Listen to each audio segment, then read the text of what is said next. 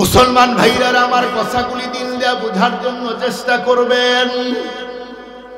এক পর্যায়ে কৃষক যখন তার কানের মধ্যে মুয়াজ্জিনের আজান ঢুকে গেল, এখন নামাজ আদায় করার জন্য বন্ধুরা আমার খুঁজতেছে কোথায় গেলে পবিত্র জায়গা পাওয়া যায়। খুঁজতে খুঁজতে বন্ধুরা আমার কৃষক নজর করে দেখলো পাশে একটা কবরস্থান দেখা যায়। এক পর্যায়ে কৃষক সেই কবরস্থানের মধ্যে নিজের গামছাটা বিছায়া তখন নামাজে দাঁড়িয়ে যায়। যেই মুহূর্তে বন্ধুরা আমার কৃষক নামাজে দাঁড়িয়ে গিয়ে আল্লাহু আকবার আওয়াজ দিল, এরপরে যখন রুকু করেছে, এরপরে যখন বন্ধুরা আমার সিজদার মধ্যে গিয়ে সুবহান রাব্বিয়াল আলার স্লোগানগুলি দেয়, এমন মুহূর্তে কৃষকের কানের মধ্যে আওয়াজ ঢুকে যায়, মাই জিন্দা হো মুসকো কবর সে বাহার নিকালো, আমি জীবিত আছি, আমাকে কবরের ভিতর থেকে বের করে নাও।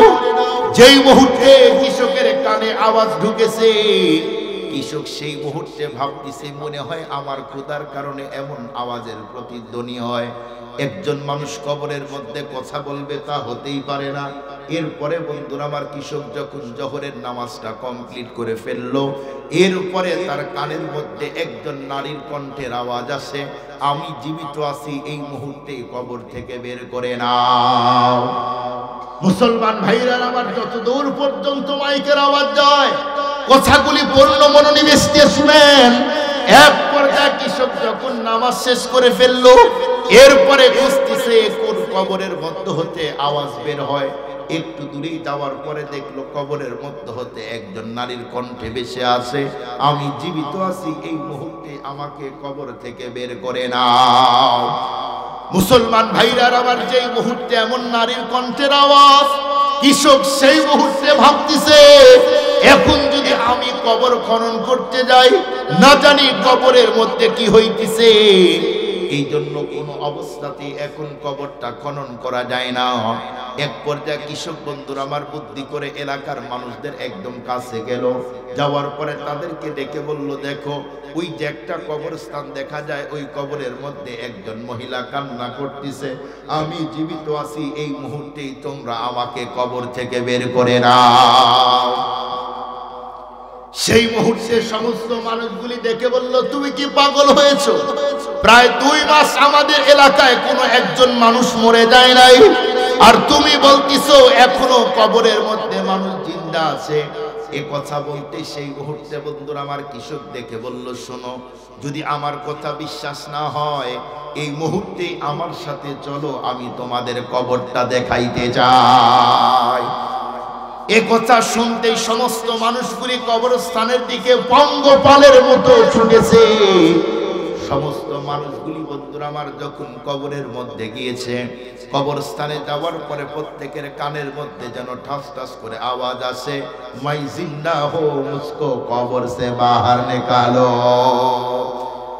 এক পর্যায়ে কিছু দুঃসাহসী মানুষগুলি কবরের কাছে গেল, এরপরে তারা বলতেছে এখন কবর খনন করা যায় কিনা এই মাসআলা তো আমরা এখন কেউ জানি না, এখন তাহলে কি করব? সেই মুহূর্তে একটা বন্ধুরা আমার মিটিং কল করে টিম গঠন করা হলো। এই মুহূর্তে এই মাসআলা জানার জন্য তোমরা একজন আলেমের কাছে যাও। লোকগুলি সেখান থেকে আলেমের কাছে গিয়েছেন। এরপরে আলেমদেরকে ডেকে বলছে, আলিম হুজুর, আমাদের দেশের মধ্যে এমন এমন হয়েছে, আমাদের এলাকার মধ্যে অমুক কবরস্থানের মধ্যে এমন এমন আওয়াজ শোনা যায়। সেই মুহূর্তে আলেম তখন ডেকে বলল, শোনো, কবরের মাটিগুলি সরাইতে পারবে, ভিতরে কি হচ্ছে এগুলি দেখা যায়, কিন্তু যখন দেখা শেষ হবে আগের মতোই তোমরা কবরটা ঠিক মতো বাঁশগুলি দিয়ে এমনকি মাটিগুলি উপরে দিয়ে দিবে। মুসলমান ভাইরা আমার যেই মুহূর্তে কথাগুলি বললেন, সমস্ত লোকগুলি অপেক্ষার প্রহর গুনতিছে। এদিক দিয়ে লোকগুলি আসার পরে তখন বলল, আলেম অনুমতি দিয়েছে, হুজুর বলেছে। যখন মাটিগুলি সরাইলো, এরপরে নজর করে দেখলো কবরের মধ্যে একজন মেয়ে, যুবতী মেয়ে দেখা যায়, কিন্তু তার পরনের মধ্যে বন্ধুরা আমার কোনো কাপড় নাই। যেই মুহূর্তে নজর করে দেখলো যুবতী মেয়ে, কিন্তু পরনে কোনো কাপড় নাই, সেই মেয়েটা আওয়াজ দিতেছে, আমার কাপড় আমার ঘর থেকে এনে দাও। এক পর্যায়ে একজন খুব দ্রুত নিজের ঘরে গিয়েছে। যাওয়ার পরে কাপড়গুলি এনে বন্ধুরা আমার যখন মেয়েটার কাছে দেওয়া হলো, মেয়েটা সেই মুহূর্তে বন্ধুরা আমার কাপড়গুলি নিয়ে নিজের শরীরটা যখন আবৃত করলো, এরপরে কোনো একজন মানুষের সাথে বন্ধুরা আমার কোনো ডিসকাস করতেই চায় না। মেয়েটা যখন সেখান থেকে নিজের ঘরে গেল, দরজা জানলা সবগুলি বন্ধ করে দিয়েছে। মানুষগুলি তার পিছু পিছু যখন দরজায় গিয়েছে, যাওয়ার পরে যখন আওয়াজ দেয়, বোন তুমি একটু দরজা খুলে দাও, কিন্তু কোন অবস্থাতেই বন্ধুরা আমার মেয়েটা যখন দরজা খুলতে চায় না, লোকগুলি বলল এই মুহূর্তে আমরা একটু তোমার সাথে কথা বলতে চাই। মুসলমান ভাইরা আমার যেই মুহূর্তে বলল বোন দরজা খুলে দাও, সেই মুহূর্তে বলল শুনো, দরজা যদি খুলে দেয় আমার চেহারা দেখলে সহ্য করতে পারবে না। লোকগুলি সেই মুহূর্তে বলল না না, অবশ্যই তোমার চেহারা দেখলে আমরা সহ্য করতে পারবো। এক পর্যায়ে বন্ধুরা আমার মেয়েটা যখন দরজা ওপেন করে দেয়, এরপরে কাপড়টা ওড়নাটা এমন ভাবে বন্ধুরা আমার মুখটা ঢেকে দিয়েছে, এখন কোনো অবস্থাতেই মেয়েটার মুখটাই দেখা যায় না। সেই মুহূর্তে দুঃসাহসী মানুষগুলি ডেকে বলল বোন কি হলো, মুখটা দেখাও, তোমার ফেসটা একটু দেখি, তুমি কে? এক পর্যায়ে মেয়েটা যখন মুখের কাপড় সরাইলো, এরপরে তামাম মানুষগুলি নজর করে দেখলো মেয়েটার মুখের মধ্যে কোনো গোস্ত নাই। এরপরে বলল তোমার মাথার কাপড়টা সরাও। যেই মুহূর্তে মাথার কাপড়গুলি সরাইছে, এরপরে নজর করে দেখলো মাথার মধ্যে কোনো গোস্ত আর চুল নাই। এরপরে লোকগুলি বলল দেখি তো তোমার দুই হাতের আঙ্গুলগুলি কেমন, পায়ের আঙ্গুলগুলি কেমন। মেয়েটা যখন হাত দেখিয়েছে, এরপরে নজর করে দেখলো দুই হাতের বন্ধুরা আমার নখের নখ, দুই হাতের আঙ্গুলের মধ্যে কোনো নখ নাই, পায়ের আঙ্গুলের মধ্যে কোনো নখ নাই। সেই মুহূর্তে লোকগুলি দেখে বলল বোন জানতে চাই তোমার মুখের গোস্তগুলি কোথায় গেল, এমনকি তোমার চুল আর মাথার গোস্ত কোথায়? মেয়েটা সেই মুহূর্তে তখন দেখে বলল শুনো তাহলে, আমার মুখের মধ্যে কত রঙের কত কিছু মাখাইয়া আমি জমিনের মধ্যে যুবকদেরকে আকর্ষণ করার জন্য কত রঙের কি কত কি মাখায় আমি রাস্তার মধ্যে চলেছি। আমাকে যখন কবরের মধ্যে রাখা হয়েছে, ফেরেশতাগুলি ফ্লাশ দিয়ে টেনে টেনে আমার মুখের চামড়াগুলি উঠায় দিয়েছে। এরপরে বলল তাহলে তোমার মাথার চুল আর গোস্ত কই? মেয়েটা তখন বলল আমার মাথায় কত রঙের তেল মাখাইয়া আমি শুধুমাত্র কেবলমাত্র রাস্তায় ঘুরেছি, যুবকদেরকে আকর্ষণ করার জন্য কত কিছুই না আমি করেছি। এক পর্যায়ে আমাকে যখন কবরের মধ্যে ঢুকায় দেওয়া হলো, সেই মুহূর্তে ফেরেশতাগুলি ফ্লাশ দিয়ে টেনে টেনে আমার মাথার চুল আর গোস্ত ওঠায়। তোমার আঙ্গুলগুলি কই? তাহলে আঙ্গুলের নখগুলি কোথায়? মেয়েটা বলল আমার এই আঙ্গুলের এই নখে কত রঙের কত কি মেখে আমি চলতাম, আমাকে ফেরেশতাগুলি ফ্লাশ দিয়ে টেনে টেনে নখগুলি উঠিয়েছে। নাউজুবিল্লাহ বলবেন না? এই ঘটনা দিয়া মনে রাখবেন আল্লাহর কোরআনে আল্লাহ বলেন এই পৃথিবীতে এমনও কিছু ঘটনা আছে, ঘটনা দেখা দেয়া পৃথিবীর মানুষদেরকে বুঝাইতে চায় কবরের জগৎ কিন্তু সিরিয়াস। আর মানে যেই নারীগুলি পর্দা মানবে না, বলুন তো কবরে কি তাদেরকে শাস্তির নাকি শান্তি? জোরে বলেন। তার মানে যেই সমস্ত মেয়েগুলি টিকটক করবে, রিলস তৈরি করবে, খোলামেলা পোশাক পরে রাস্তায় ঘুরবে, যুবকদের চরিত্র নষ্ট করবে, আল্লাহ হয়তো দুনিয়াতে শাস্তি দিবে না, কিন্তু কবরে কি মাফ? কথা বলেন, কবরে মাফ হবে না। গত কালকে থেকে আমরা দেখতেছি সিলেটের একজন চেয়ারম্যানকে মানুষ কি ধোলাই দিয়েছে, দেখেন নাই? দেখছেন কি আপনারা? তার মানে অনেক জুলুম করেছে মানুষের উপরে, এই জন্য সেই সময় হয়তো তাকে ছেড়ে দিয়েছে, কিছুই বলে নাই। এখন ক্ষমতা নাই, এখন আক্রমণ করেছে। যতদিন আমার বডিতে নিঃশ্বাস আছে হয়তো আল্লাহ কিছুই বলবে না, ক্ষমা করবে এখন। কিন্তু কবরে ঢুকলে ফেরেশতারা এমন মার শুরু করবে যা বিসমিল্লাহ ছাড়া। সম্মানিত উপস্থিতি, আমি কোথায় কোথায় লম্বা অনেক কথা বলে ফেলেছি। ওই যে সাইদ ইবনে আমির আল জুবাহির কথা বলতেছিলাম, মনে আছে আপনাদের? সাইদ ইবনে আমের আল জুমাহির স্ত্রী দিনদার, স্বামী যেমন স্ত্রী আল্লাহ মিলিয়ে দিয়েছে তেমন। তার মানে আমার স্ত্রী তো লাইন ছাড়া, এখন আমি কি করব? মনে রাখবেন, আপনি লাইনওয়ালা হন, আপনার স্ত্রীও লাইনওয়ালাই। লাইন বুঝেন? আবার প্রেমের লাইনটা এখন তো লাইন শব্দ চলে না। তার মানে আপনি সোজা পথে চলেন, স্ত্রীও সোজা পথে চলবে ইনশাআল্লাহ। আপনি স্ত্রীকে সময় দেন, টাইম দেন, ভালোবাসা বাড়ায় দেন, স্ত্রী অন্য জায়গায় ভালোবাসা খুঁজতে যাবে না। আজকে আমরা কমায় দিয়েছি, যেই জিনিস কম হয় ওই জিনিসের জন্য মন চায়, চায় না? কথা বলেন, চায় না? ধরেন একজন মানুষ মেহমানদারির ব্যবস্থা করলো 5 জনের জন্য, কিন্তু 10 জন যদি হয়, গোস্ত কম না বেশি হবে? কথা বলেন না কেন? কম হবে। তার বন্ধু দেখলে এক জায়গায় পাশে আরেকজন বন্ধুকে 3 পিস দেয়, পাশে যে আছে ওরে 1 পিস দেয়। অনেক সময় হয় না? তার মানে ওর কম হয়েছে, এখন বাম দিকে দেখে ওরে 4টা দিল, আমারে তো 3টা দিতে পারতো। কম হয়েছে, এখন খুঁজতেছে, তালাশ, আরেকটু দাও, আর 1 পিস দাও, 2 পিস দাও। তার মানে আজকে এত বেশি পরকিয়া হচ্ছে কেন? খোঁজ নিয়ে দেখেন, আমাদের ভালোবাসার অভাব। কথা ঠিক? কথা বলেন ঠিক? বাস্তব কথা বলতেছি, অবাস্তব কথা না। অনেক তো পুরুষ আমরা এমন আছি, চাস্তো শালিকে যেই সময় দেয়, নিজের বউকে অর্ধেক টাইম দেয়। কি ঠিক না? ঠিক না বেটে? মুরব্বীরা ভাবতেছেন যে হুজুর কি ওয়াজ করেন। বাবাজি, এই ওয়াজই দরকার, এই ওয়াজ মানলে আর অশান্তি থাকবে না।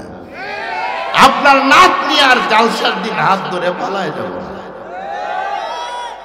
সম্মানিত মুআজ্জাজ মুহতারাম হাজিরিন, এজন্য যুবক যারা আছে তাদেরকে বলতে চাই, যুবক যারা বিয়ে করো নাই, বিয়ের আগে অবশ্যই দিনদারিকে প্রাধান্য দিবে, সুন্দর চেহারা প্রাধান্য দিও না। ও চিন্তা করবে যে আমার স্বামী যেমনই হোক, আমি যদি রিলস আর টিকটক করি আমার টাকা খায় কি? কথা বলেন না কেন ভাই? আমার টাকা খায় কি? খুব ভালো করে বুঝবেন, এগুলি লম্বা কথা, আমি সেগুলি বলতে চাই না। সাইদ ইবনে আমের আল জুমাহির স্ত্রী বলল, স্বামী কি হলো আপনার? সব টাকা দান করে দেন। সুবহানাল্লাহ। সব টাকা যখন দান করলেন, দূত ওখানে দাঁড়িয়ে থেকে সব দেখলে। এরপরে আমিরুল মুমিনিন হযরত ওমর ফারুকের কাছে গেলেন। যাওয়ার পরে বলল, আমিরুল মুমিনিন এমন একজন ব্যক্তির কাছে সাইদ ইবনে আমের আল জুমাহির কাছে পাঠালেন, আপনি যত টাকা দিয়েছেন 1 টাকাও ঘরে রাখে নাই, সব টাকা গরিবদের মাঝে বন্টন করে দিয়েছেন। ওমর ফারুক রাদিয়াল্লাহু তাআলা বলল, এই মুহূর্তেই আমার সাইদের কাছে চিঠি পাঠাও, আমি অমুক তারিখে তার সাথে সাক্ষাতে যেতে চাই। সুবহানাল্লাহ বলেন। সাইদ ইবনে আমের আল জুমাহির হাতে যখন চিঠি এসে গেল, ফারুক আজমের তখন সিগনেচার নিচ দিয়ে দেওয়া, অমুক তারিখে আমি আসব। সাইদ ইবনে আমের আল জুমাহি সেই দিন 2টা চেয়ার একত্রিত করলেন। এরপরে পুরা হিমসের মানুষদেরকে এলান করে দিল, অমুক তারিখে ওমর ফারুক রাদিয়াল্লাহু তাআলা আসবে। সব মানুষ পঙ্গপালের মতো ছুটে আসলো এক নজর বড় সাহাবীকে দেখার জন্য। বড় সাহাবীকে দেখার জন্য সমস্ত মানুষ যখন সামনে, সাইদ ইবনে আমের আল জুমাহি ডান পাশে বসা, ওমর ফারুক এইখানে বসা। ওমর ফারুক পুরা হিমসের মানুষদের দিকে লক্ষ্য করে বলল, এই হিমসের মানুষেরা, তোমাদের গভর্নরের ব্যাপারে তোমাদের কোনো অভিযোগ আছে কিনা বলো। যেই বলেছে অভিযোগ আছে কিনা, সাথে সাথে 4 জন একসাথে দাঁড়ায় গেছে। ওমর ফারুক রাদিয়াল্লাহু তাআলা তো তখন অবাক, হায় হায়, যেই সাইদকে এত টাকা দিলাম সব টাকা দান করে দিল, আর গোপনে গোপনে এত কোলা খেয়েছে সে। তার মানে কি বলছেন? ভাবতেছে তার বিরুদ্ধে অভিযোগ, না জানি কত টাকা গোপনে আমার সাইদ ইনকাম করেছে। সাইদ ইবনে আমের আল জুমাহির ব্যাপারে 4 জন যখন অভিযোগ, ওমর ফারুক তো একদম হয়রান, হায় হায়, কার জন্য আসলাম, এত প্রশংসা শুনলাম, এখন না জানি বেইজ্জত হয়ে যেতে হবে। আমিরুল মুমিনিন, আপনি কোন গভর্নরকে পাঠিয়েছেন? সে তো দুনিয়াদার, এ কথা নাকি আমাকে শুনতে হয়। সাইদ ইবনে আমের আল জুমাহি পাশে বসা 4 জন দাঁড়িয়ে গেলেন তার বিরুদ্ধে। বলুন, আমার বিরুদ্ধে এখানে যদি একজন লোক দাঁড়ায় তাই তো আমার মন খারাপ। কথা বলে সাইদ ইবনে আমের আল জুমাহি, তিনি গভর্নর, তার ব্যাপারে 4 জনের অভিযোগ, তার তো মন ছোট হওয়ারই কথা। ফারুক আজম বলে, 1 নম্বর তোমার কি অভিযোগ বলো? উনি বলেন যে আমার অভিযোগ হলো আমাদের গভর্নরকে দিনে পাই রাত্রে পাই না। সাইদ তোমাকে দিনে পায় রাত্রে পায় না কেন বলো? সাইদ ইবনে আমের আল জুমাহি বললেন, আমিরুল মুমিনিন, এটা আমার পার্সোনাল ব্যাপার, এটা আমি বলতে চাই না, তোমাকে বলতেই হবে, বলো। এক পর্যায়ে সাইদ ইবনে আমের আল জুমাহি বললেন, আমিরুল মুমিনিন, আমার জীবনকে 2টা ভাগ করেছি। সারাদিন আমি মানুষের সেবার খেদমতের জন্য নিয়োজিত, আর যখন রাত হয় পুরা রাতটাই আমি আমার আল্লাহর ইবাদতে কাটাই। সারা রাত আমাকে আর কেউ খুঁজে পায় না, আমি একজনের জন্য পাগল, শুধু আমার আল্লাহ। যে আল্লাহ চোখ দিলেন, আমাকে দেখার যোগ্যতা দিলেন, কথা বলার ফ্রি ফ্রি যোগ্যতা দিলেন, সব দিলেন, ওই আল্লাহর জন্য সারা রাত কাটিয়ে দিই। আরো লম্বা কথা আছে, আমি শর্ট করে বলার চেষ্টা করতেছি। 2 নম্বর বলো তোমার কি অভিযোগ? বলুন তো, প্রথম যে অভিযোগ দিয়েছে এটা কি সাইদ ইবনে আমের আল জুমাহির পক্ষে না বিপক্ষে? যে উত্তরটা সাইদ ইবনে আমের আল জুমাহি দিয়েছে, ফারুক আজমের যেই ধারণা ছিল এটা কি চেঞ্জ হলো কিনা? ওমরে ফারুক আল্লাহর কাছে মনে মনে দোয়া করে, আল্লাহ, আমার সাইদকে নিয়ে যেই স্বপ্ন দেখেছি 2 নাম্বারটাও যেন আমার সাইদের বিপক্ষে না যায়। বলো তোমার কি অভিযোগ? 2 নাম্বার ওনার অভিযোগ হলো যে আমাদের গভর্নর অফিসে আসতে মাঝে মাঝেই দেরি করে, সব সময় না। আর আমাদের দেশে সরকারি চাকরিজীবী 10টায় যদি হয় 10টায় ঘুম ভাঙে, বলেন না কেন? 10টায় ঘুম ভাঙে, 12টায় যায় উপস্থিত হয়, 1 ঘন্টা চা খায়, 1.5 ঘন্টা অফিস করে, 3 ঘন্টা আবার লাঞ্চে যায়, এরপরে ছুটিতে যায়। কোন মানুষ যদি টাইমে ফাঁকি দিয়ে টাকা নেয়, তার জন্য যেই টাইমে কাজ করবে না, এটা হলো অবৈধ। তৌফিক উসমানীর ফতোয়া। 10টা থেকে 4টা পর্যন্ত কেউ যদি কাজে ফাঁকি দেয়, নিজের ব্যক্তিগত কাজে যদি টাইম পার করে, আর এই টাইমের যদি বেতন নেয়, তার জন্য এটা হালাল হবে না। আমার ফতোয়া না, আল্লামা তৌফিক উসমানীর ফতোয়া। তুমি দেরি করে আসো কেন অফিসে, উত্তর দাও। সাইদ ইবনে আমের আল জুমাহি এখন মাথা নিচু করে কানে কানে বলে, আমিরুল মুমিনিন, এটা একদম লজ্জার কথা, বলা যাবে না। এটা যদি আমি বলি, অনেক মানুষ আমার উপরে কি ধারণা করে আল্লাহ জানে, এটা বলা যাবে না। ওমরে ফারুক বলল, তোমাকে বলতেই হবে, তুমি উত্তর দাও।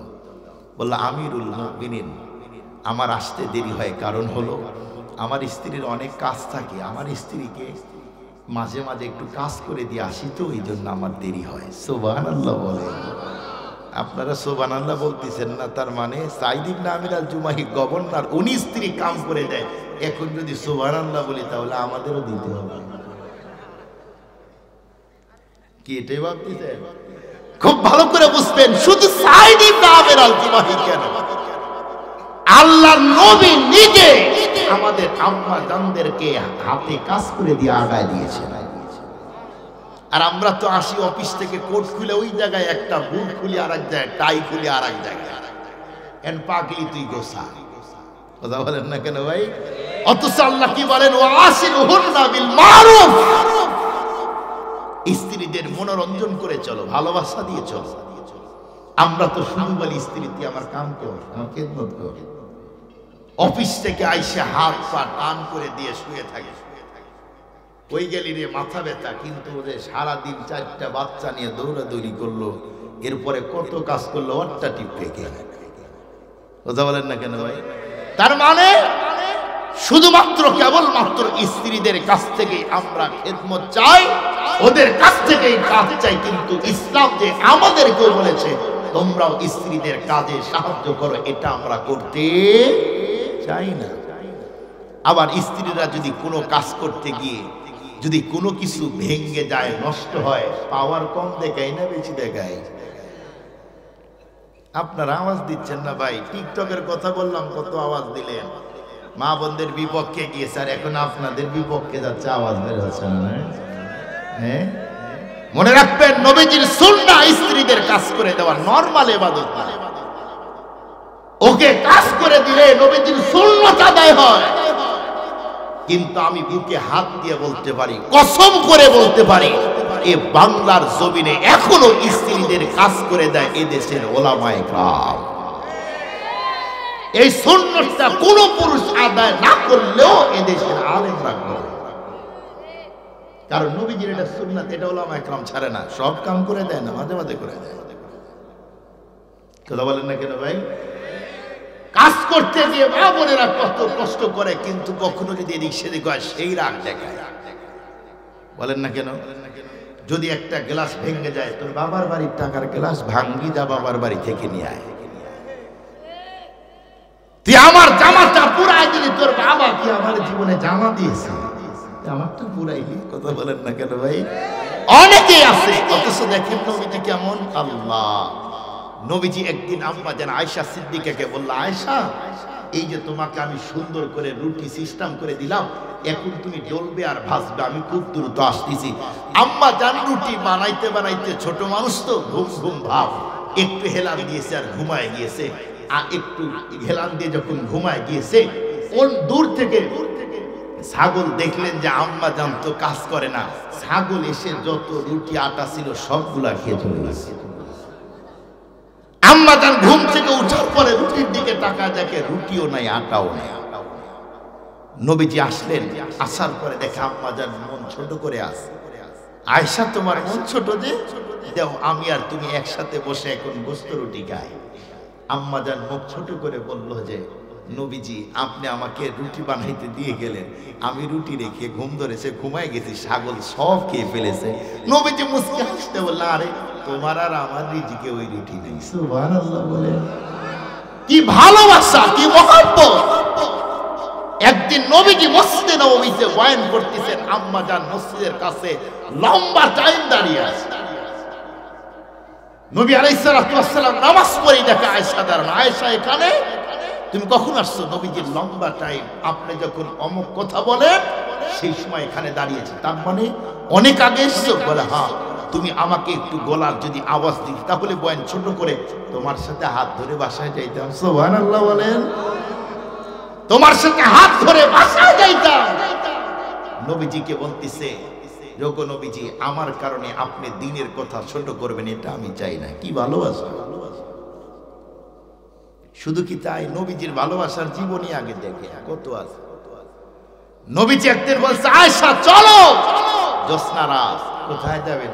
চাদর নাও, খেতে বলিস না, চলো।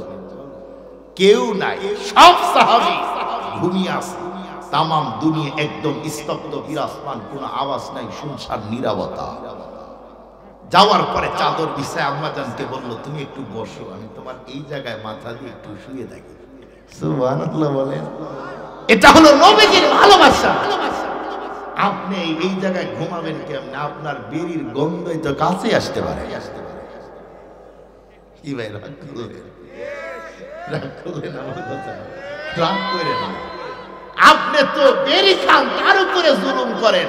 আর এদেশের মা বোনদেরকে বলতে চাই, আপনারা যদি আন্দোলন করেন, যেই মুখ দিয়ে বেরি খাবা ওই মুখ কাছে নিয়ে আসবে না, দেখবেন আর কোনো পুরুষ বেরি খাবে না।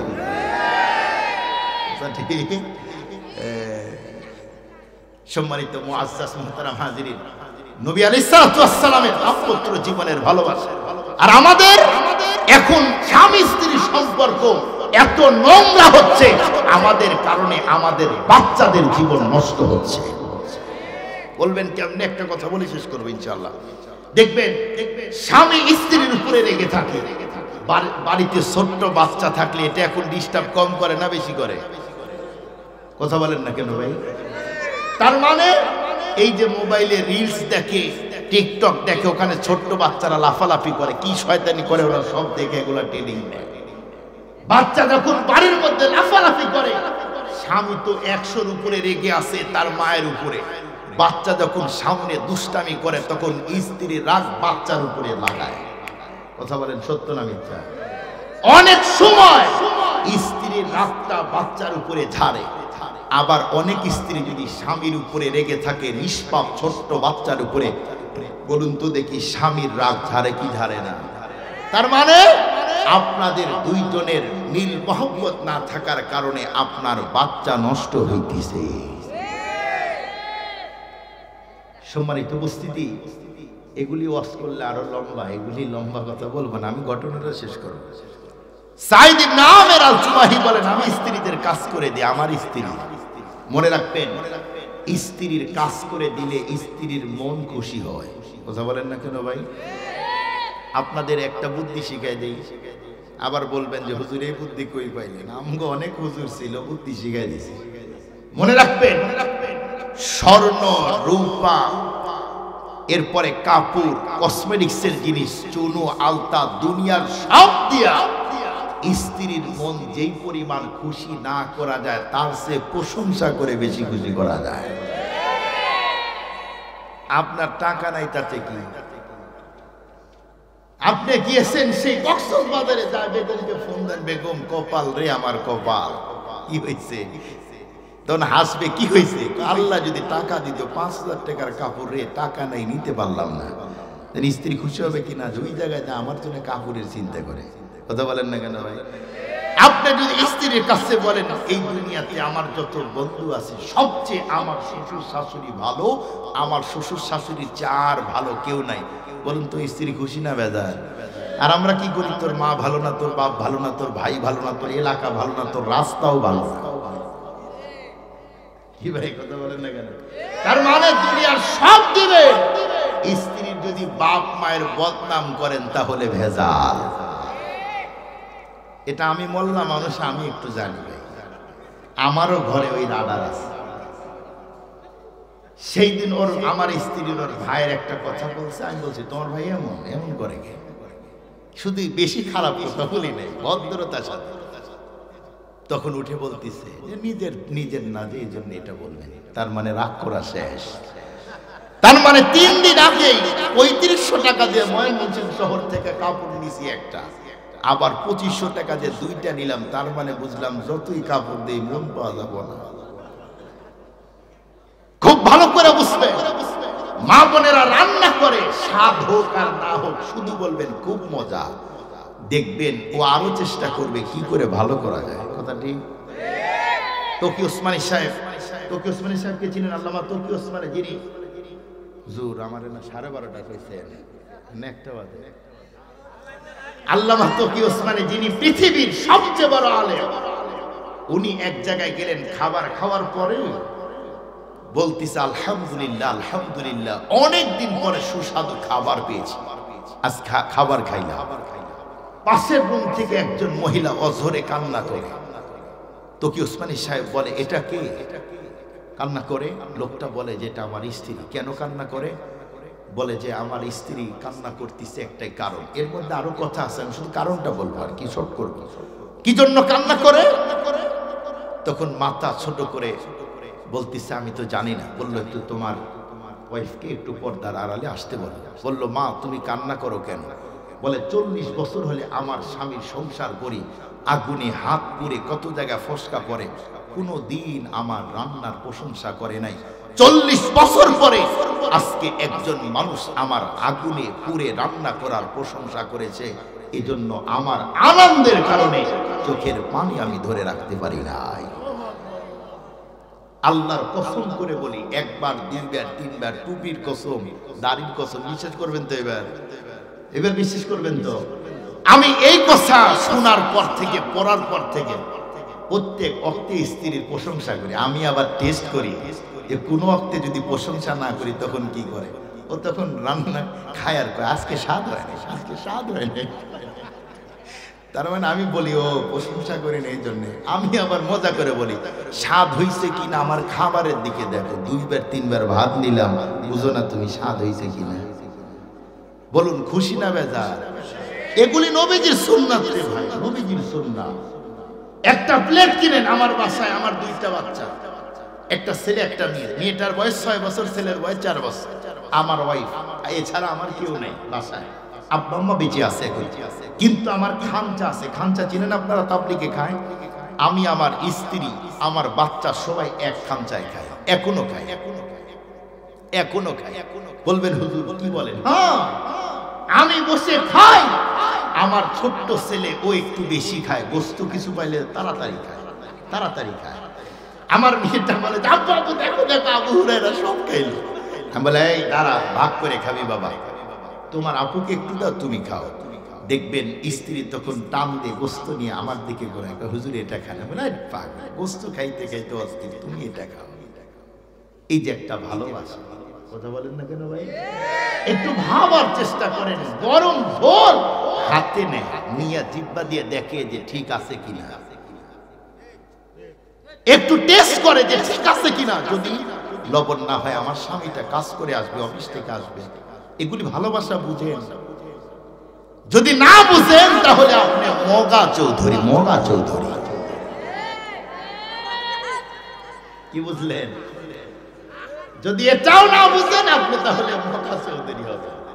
সম্মানিত মুআজ্জাজ মুহতারাম হাজিরিন, মজায় মজায় অনেক কথাই বলে ফেলেছি, এই জন্য আর বলতে চাই না। স্বামী স্ত্রীর ভালোবাসা, নবী বলেন পুরা দুনিয়ার সম্পদ, এর মধ্যে নেককার স্ত্রী একটা শ্রেষ্ঠ সম্পদ। তোমার দুনিয়ার সম্পদ এক পাল্লায় রাখবে, আর এক পাল্লায় দিনদার স্ত্রীকে রাখবে। দুনিয়ার সম্পদের চেয়ে একজন স্ত্রী তোমার কাছে দামি, আল্লাহর কাছে দামি। এটা হলো শ্রেষ্ঠ সম্পদ। এজন্য আপনাদের অনুরোধ করে বলতে চাই, খবরদার তার আব্বা আম্মার বদনাম করবেন না। এখন আপনার এই বাবা দামো, তোমাদের জন্য দোয়া করবো, ভালো বই পাবে, বউ বাবা তোমরা। সম্মানিত উপস্থিতি, আসলে আমি এত হাসি রস করতে পারি না, তারপরেও আপনারা হাসতেছেন কিনা না আল্লাহই জানে। সম্মানিত উপস্থিতি, একটা কথা যেটা বলবো ছেলেরা ভুলাই দিয়েছে, আল্লাহ তুমি যেহেনে দান করো, আল্লাহ যেহেনে ঢুকায় দেয়, সবাই বলি আমিন। স্বামী স্ত্রীর কথা বলতেছিলাম, তাই না? শেষে কি যেন বলতেছিলাম না রে ভাই, স্বামী স্ত্রীর শেষ কথা কি বললাম মনে নাই। এতগুলি মুসল্লি ইমাম ভুল করে, মুখটা লোকমা নাই।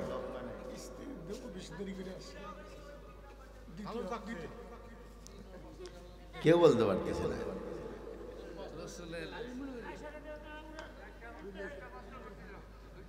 আরে বাবা, ওটা তো সেই সাইদ ইবনে আমের আল জুমাহির, কিন্তু এখানে বলতেছিলাম স্ত্রীর কথা।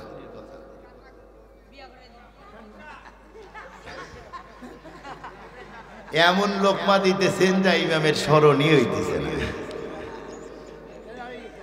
যাই হোক, হ্যাঁ ওই দিক যাবে, তাই না? হ্যাঁ, আমার পক্ষের লোক ওই দিক যাবে, তার মানে এদিক বাদ। তবে একটা কথা আপনাদেরকে বলে রাখি, একটা কথা বলি, শুনবেন মনোযোগ দিয়ে। যাদের স্ত্রী বেঁচে আছে, যতদূর পর্যন্ত মাইকের আওয়াজ যায়, মা বোনদেরকেও বলি, মনে রাখবেন সর্বোচ্চ ভালোবাসা নবীজি বলেন, তোমার যত ভালোবাসা আছে সবগুলা স্ত্রীর জন্য উজাড় করে দাও। স্ত্রীকে আবার নবীজি বলেন, তোমার যত ভালোবাসা সব স্বামীর জন্য উজাড় করে দাও। এই কাজটা করবেন তো ইনশাআল্লাহ? ইনশাআল্লাহ ভাই করবেন ইনশাআল্লাহ। স্বামী স্ত্রীর দিকে লক্ষ্য রাখা, স্ত্রী স্বামীর দিকে লক্ষ্য রাখা, এটা অনেক বড় নিয়ম। ও আমি যেটা বলতেছিলাম আমার মাথায় আসছে, এখন আসছে একদম। এই যুবক যারা আছে ভালো করে শোনো, মাঝে মাঝে স্ত্রীকে একটা কথা বলবা যেটা নবীজি বলতেন, সাহাবা একরাম বলতেন, যে আমার যত বন্ধু আছে, মাঝে মাঝে বলবে আমার যত বন্ধু আছে সব বন্ধুর মধ্যে আমার বউ তুমি সবচেয়ে বেশি সুন্দর, তোমার চেয়ে কেউ সুন্দর না, এটা বলা সুন্নাত। আর স্ত্রীকে মিথ্যা পান দেওয়া শরীয়তে যায়, কোন জায়গায় মিথ্যা বলার অনুমতি নাই, কিন্তু স্ত্রীকে পাম দেওয়া যায়। পাম দেওয়া বোঝেন? হ্যাঁ, এটা জায়েজ। ও বলবে হাতের দিকে যে আস না, যা কয় তা সত্যি না, কয় না এটাই সত্য। যা বলবো কি বলবে যে না না এটা সত্য না, বল না এটাই সত্য কথা। এটা শিখাইছেন, বলেন আপনারা এগুলো করেন, কথা বলেন না কেন ভাই?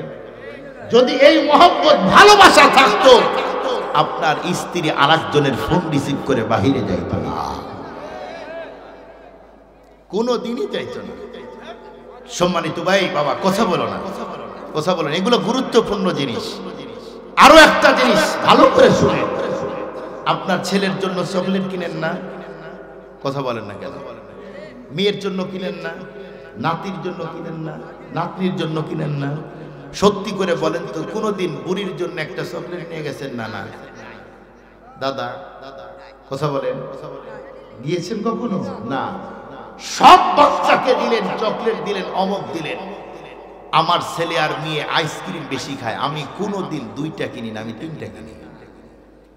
দোকানদার বলে 3টা কেন ভাই? আমি বলি আমার বাসায় আমার 2টা মেয়ে আছে আর আমার শ্বশুরের একটা মেয়ে আছে, ওর জন্য একটা, আমার বাচ্চার জন্য 2টা। তার মানে যদি না দিই ও মন খারাপ করবে না, কারণ বাচ্চাদের জিনিস। এরপরে দিই কেন? এটা ভালোবাসা যেন তৈরি হয়।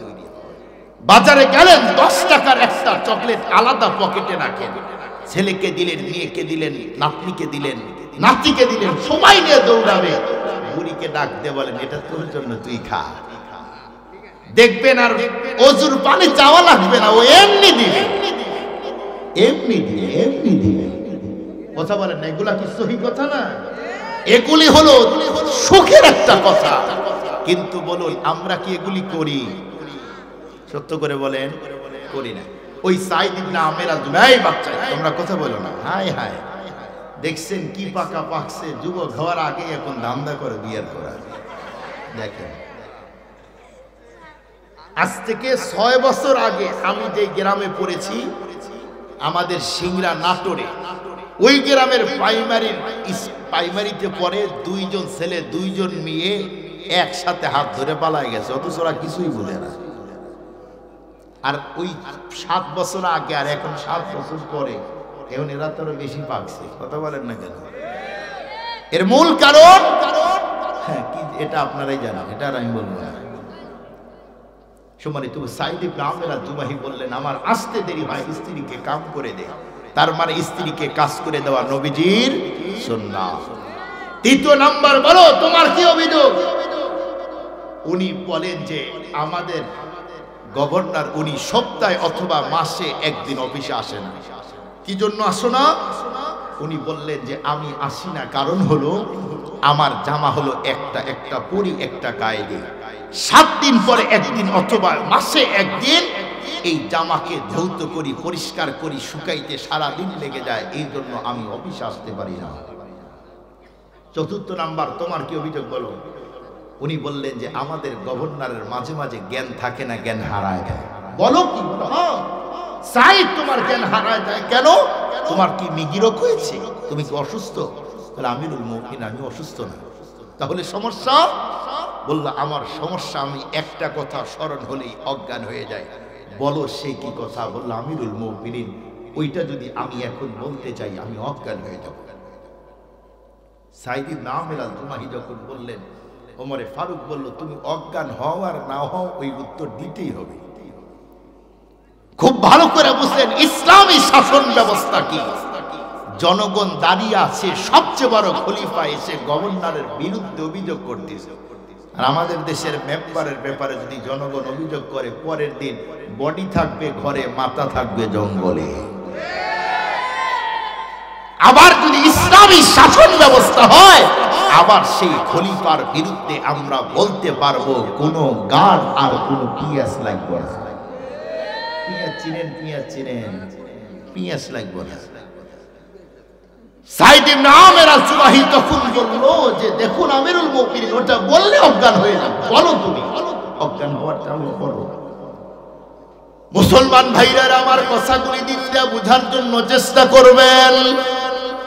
এক পর্যায়ে সাইদ ইবনে আমের আমি অজ্ঞান হয়ে যাই, কারণ হলো আমি যেই মুহূর্তে ইসলাম ধর্ম গ্রহণ করি নাই, মক্কার জমিনে ছিলাম, এমন মুহূর্তে একদিন প্রত্যুষে আমার কানের মধ্যে আওয়াজ ঢুকে গেল, অমুক জায়গার মধ্যে একজন মুহাম্মাদের অনুসারী খুবাইবকে এখন শুলিতে চড়ানো হবে। সমস্ত মানুষগুলি তখন খুবাইবের সাথে পঙ্গপালের মতো ছুটে যায়। সমস্ত মানুষ যখন পঙ্গপালের মতো এক জায়গায় জড়ো হলো, সাইদ ইবনে আমের আল-জুমাহি বলেন আমিও তাদের সাথে গেলাম। সেই জায়গায় যাওয়ার পরে বন্ধুরা আমার মক্কার লিডারগুলি তখন বলতেছে, সাইদ ইবনে আমের আল-জুমাহি বলেন মক্কার লিডারগুলি খুবাইবকে ডেকে বলল, খুবাইব তোমাকে এখন হত্যা করে দিব, কিন্তু আমি তোমার কাছে জানতে চাই মৃত্যুর আগ মুহূর্তে তোমার দিলে কোনো তামান্না আছে কিনা। যেই মুহূর্তে বলবো যে তোমার দিলে কোনো তামান্না আছে কিনা, সেই মুহূর্তে খুবাইব ডেকে বলল, হ্যাঁ হ্যাঁ অবশ্যই আছে। এক পর্যায়ে মক্কার লিডারগুলি তখন বলল, বলো দেখি তোমার কি তামান্না?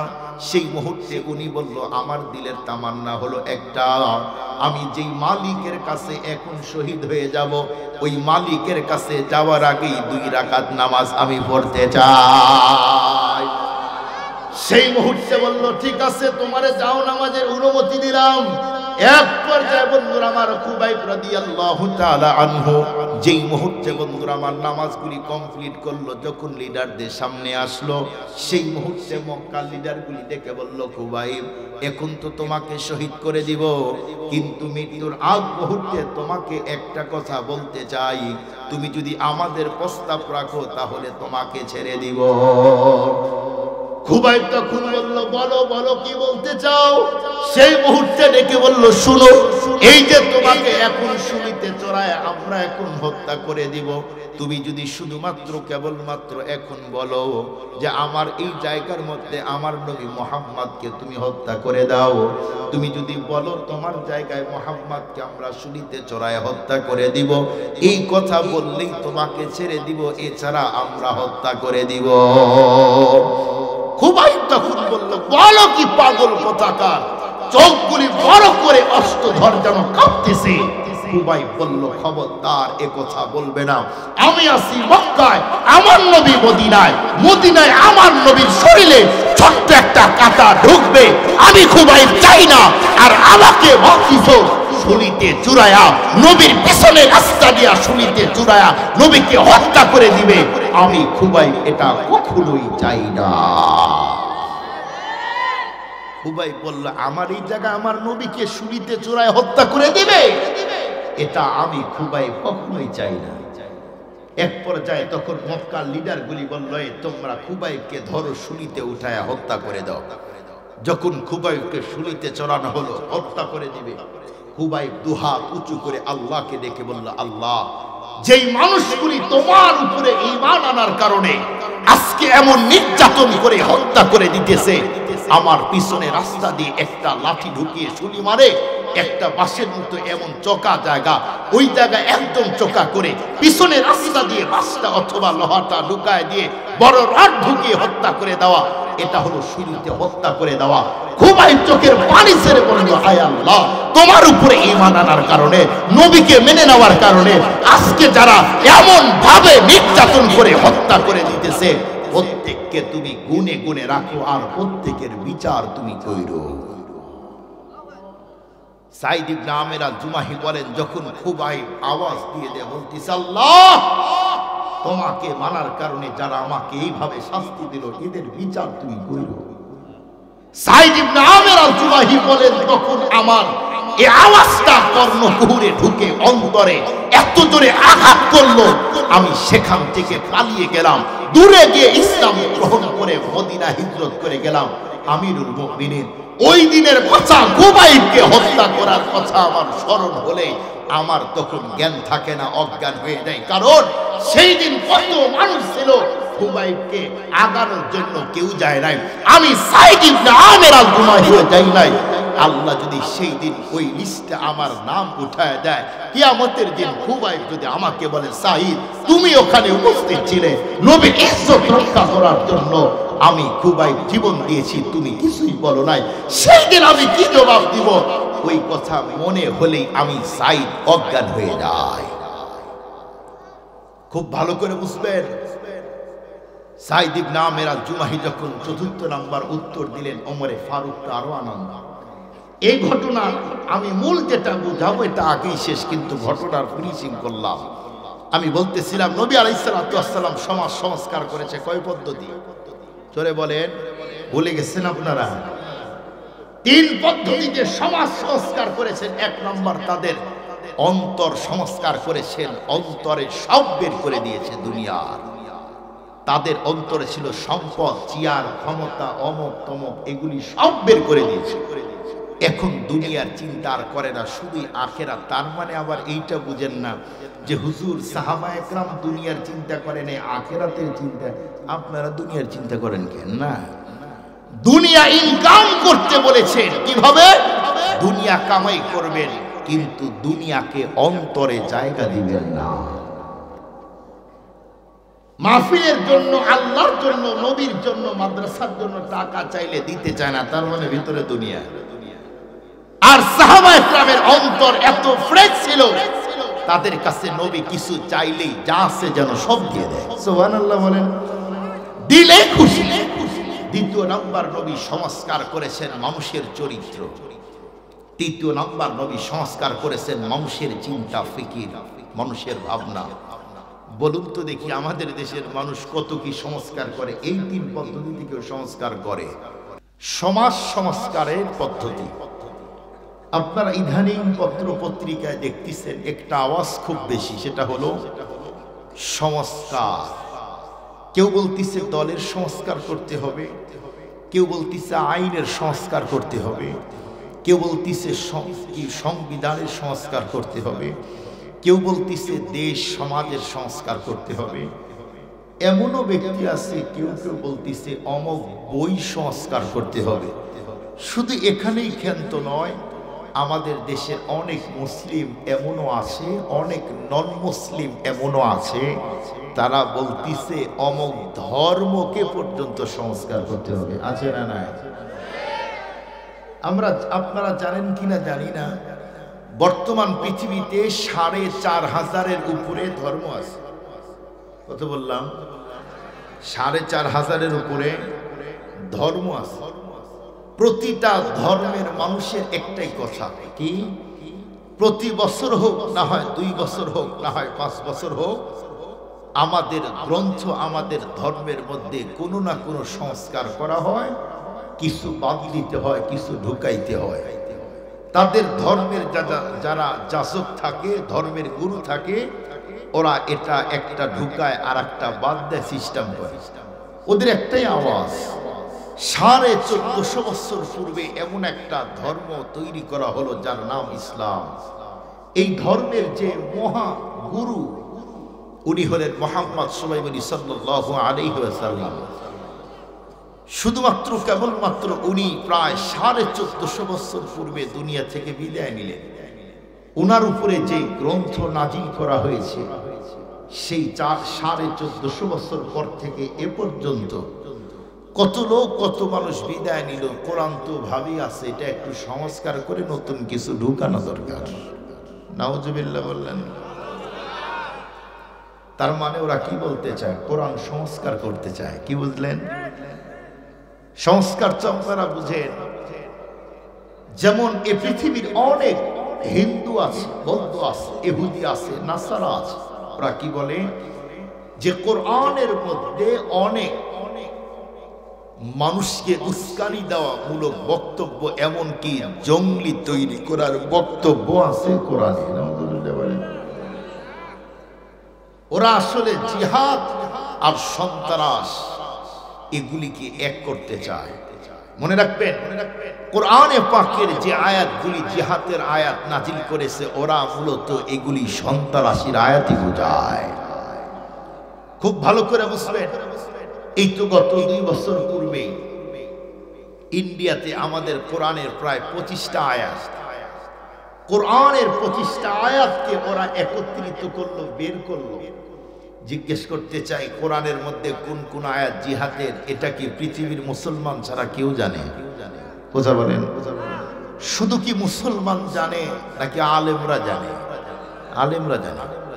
এই পৃথিবীতে অনেক বিধর্মীকে সাপোর্ট করার জন্য টাকার লোভে অনেক আলেম কোরআনের যে আয়াতগুলি আছে জিহাদের, সেই আয়াতগুলি বেছে বেছে নাম্বার দিয়ে তাদের কাছে দেয়। ওই হিন্দু আর বৌদ্ধগুলি সেই আয়াতগুলি নিয়ে তাদের অ্যাসেম্বলিতে রিড করলো যে কোরআনের মধ্যে এই আয়াতগুলি বাদ দিতে হবে, নতুন করে তৈরি করতে হবে। নাউজুবিল্লাহ বলেন। আপনারা বলুন, পৃথিবীর কোনো মানুষ কি পারবে কোরআনের কোনো আয়াত বাদ দিয়ে আবার নতুন করে ঢুকাইতে? সম্ভব? কেউ কি তৈরি করতে পারবে? গত ২, ৪, ৫ বছর সম্ভাব্য আগে বাংলাদেশের একটা বক্তা আছে, সৈয়দ নজরুল ইসলাম ২২,০০০, চেনেন? গোপালগঞ্জে অথবা টাঙ্গাইলে এক জায়গায় আরবি কিছু বলতে গিয়ে বলল যে এগুলি আল্লাহর কোরআনের আয়াত। নাউজুবিল্লাহ বলেন। পুরা বাংলাদেশের সাধারণ মানুষকে বোঝানো যায়, কিন্তু আলেমকে বোঝানো যায় না। আলেম তো জানে এগুলি আয়াত না। হাদিসে কুদসি কিছু হাদিস আছে। আমি আমার বন্ধুদেরকে, হাফেজ যারা আছে ওদেরকে হাদিস বলি আর বলি, বলো তো কোন জায়গায় আছে কোরআনে? ওরা তখন খুঁজতে খুঁজতে খুঁজতে খুঁজতে অস্থির, কয় না কোরআনে তো এই জাতীয় আয়াত নাই। খুব ভালো করে বুঝবেন, তার মানে হাদিসের ইবারত আর কোরআনের ইবারত প্রায় সেম সেম। এর মানে কোরআন আর হাদিস দুইটা কি এক? জোরে বলেন না।